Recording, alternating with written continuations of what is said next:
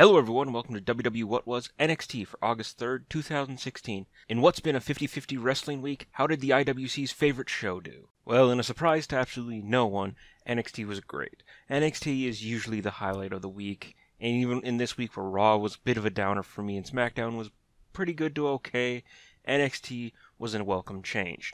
That being said, I do have some curiosities of some booking decisions that were made this week. We start with the return of Hideo Itami.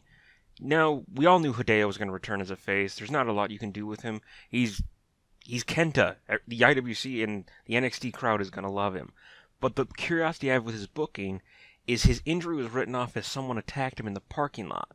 Now, the problem with that is that all of your usual suspects for who could have attacked him, Kevin Owens, Tyler Breeze, Finn Balor, are no longer in NXT. It kind of speaks to a problem with having these kind of more pro wrestling focused bookings in a developmental system. What also kind of speaks to a bit of a developmental problem, we had the debut of Bobby Roode. Now I thought this was going to be his wrestling debut, it turns out it wasn't, but Bobby Roode debuted as a heel.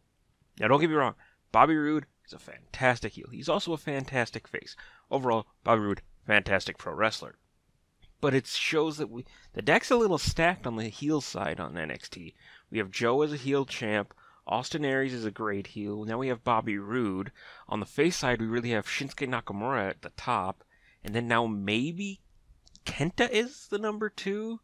But if we bring Kota Ibushi in, then we have 3 top guys who don't have English as their first language, which is a bit of an obstacle if you want to get the crowd behind them. I'm curious to see where they go with all this. The great thing about NXT is it's not dependent on the NXT title division. Because fortunately for the NXT title, the NXT women's title has always kind of been that pillar to support and prop it up and really bring everyone on board with what NXT is doing. And the women this week put out a great show. We started with Bayley and Asuka meeting backstage. Asuka saying, "You think you're ready? Come watch."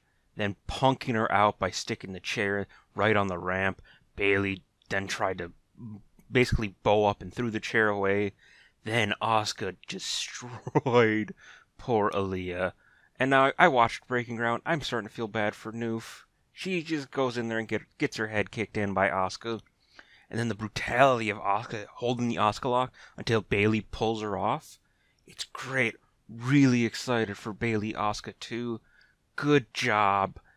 Don't die. And then to wrap up, we come to the third pillar of NXT, which really gives NXT great depth, the wonderful world of the NXT tag division. And this week, the tag division gave us something really good to sink our teeth into. You had the Revival being the Revival. They started off saying, we're the best. They were challenged by TM61. I don't think you're ready, boys. And then Ciampa and Gargano showed up.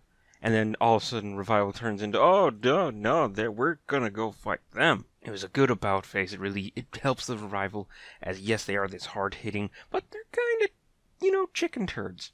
The match that TM61 and the Revival had was okay. TM61 looks like they need a little bit of polishing up. Revival looks polished to a shine. And then the ending promo with Ciampa and Gargano. I really look forward to seeing Gargano and Ciampa against the Revival. Excited for that. Excited for Brooklyn. Yay, NXT. That has me wrapped up for the day. Let me know what you thought about NXT. And until next time, that WWWhatwas NXT.